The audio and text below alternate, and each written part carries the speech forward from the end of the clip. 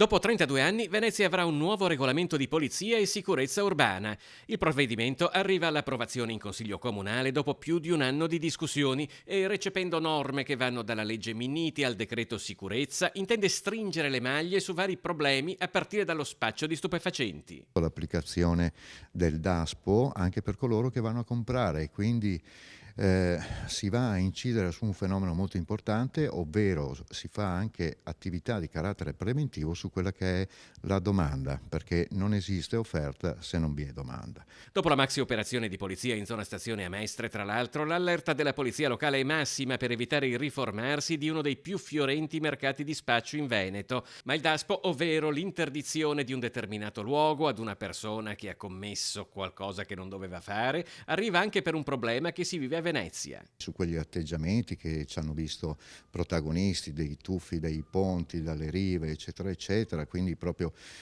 violando insomma questa città in tutte le sue forme, anche lì sarà possibile eventualmente applicare il DASPO urbano. Quindi attenzione a chi pensa di venire alla nostra città e di non rispettare i propri equilibri.